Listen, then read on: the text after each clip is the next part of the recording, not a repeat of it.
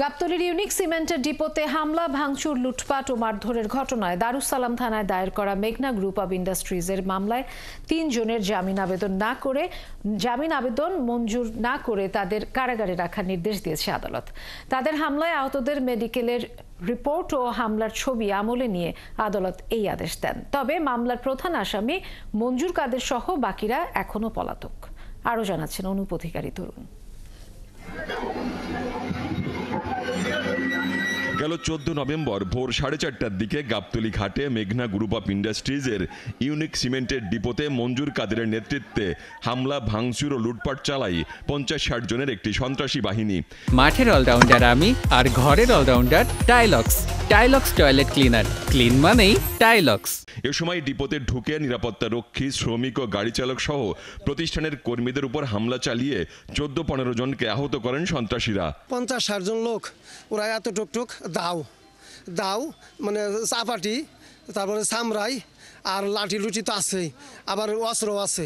ওগুলা লইয়া সরাসরি এইটার উপরটা ঢুকছে, এইটাখানটা ঢুকছে, দুইটা ডাইরেক্ট আমাকে কোপ।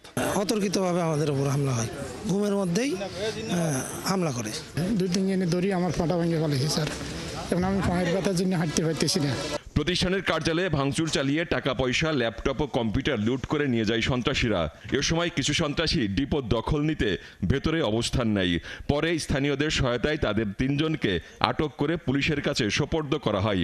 এই ঘটনায় মঞ্জুর কাদেরকে 1 নম্বর আসামি করে 30-35 জনের নামে দারুস সালাম থানায় একটি মামলা দায়ের করা হয়। মঞ্জুর কাদেরের নেতৃত্বে 50 থেকে 60 জন সন্ত্রাসী আমার ডিপোতে হামলা করে সিকিউরিটি, লেবার সহ প্রায় 14-15 জনকে আহত করে। সকালে 3 আসামি মিলন মিয়া, কবির ও মহিবুল ইসলামকে আদালতে হাজির করা হলে তারা জামিনের আবেদন জানান। তবে শুনানি শেষে আদালত তাদের কারাগারে পাঠানোর নির্দেশ দেন। দারুস সালাম থানার পুলিশ 3 জন ডাকাতকে অ্যারেস্ট করে আদালতে সুপর্দ করে। উভয় পক্ষের শুনানি অন্তে মাননীয় আদালত 3 জন আসামিকেই জামিন আবেদন নামঞ্জুর করে জেল হাজতে প্রেরণ করে। তবে মামলার 1 নম্বর আসামি মঞ্জুর কাদের সহ বাকিরা এখনো পলাতক। আগামী 15 ডিসেম্বর মামলার পরবর্তী শুনানির তারিখ ঠিক করেছেন আদালত।